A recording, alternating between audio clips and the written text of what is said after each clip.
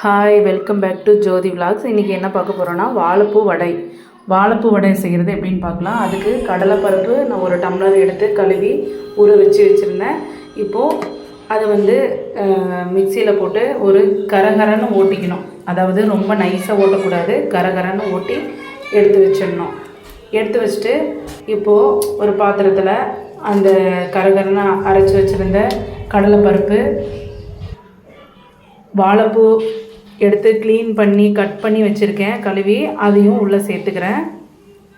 அதுக்கப்புறம் ஆனியன் ஒரு பெரிய சைஸ் ஒரு 3 வெங்காயம் கட் பண்ணி வச்சுருக்கேன், அதையும் உள்ளே சேர்த்துக்கிறேன். அதுக்கடுத்து பச்சை மிளகா, கருவேப்பிலை, கொத்தமல்லி எல்லாமே கட் பண்ணி வச்சுருக்கேன் பொடியாக, அதையும் நான் உள்ளே சேர்த்துக்கிறேன். நல்லா உள்ளே சேர்த்துட்டு இப்போது அது கூட ஒரு 1/4 ஸ்பூன் சோம்பு, ஒரு 1/4 ஸ்பூன் சோம்பு நம்ம அதுக்குள்ளே சேர்த்துக்கிறேன். சேர்த்துட்டு தேவையான அளவு உப்பு சேர்த்துக்கிறேன். சேர்த்துட்டு இப்போ நல்லா பிசைஞ்சு விட்டுட்டேன்.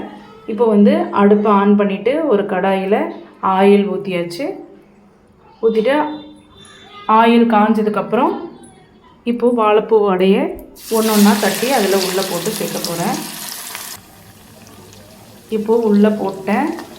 இப்போ அது லைட்டாக ப்ரௌனிஷ் கலரில் மாறுற டைமில் பார்த்து நம்ம எடுத்துக்கணும். கரெக்டாக ரொம்ப கருக விடக்கூடாது.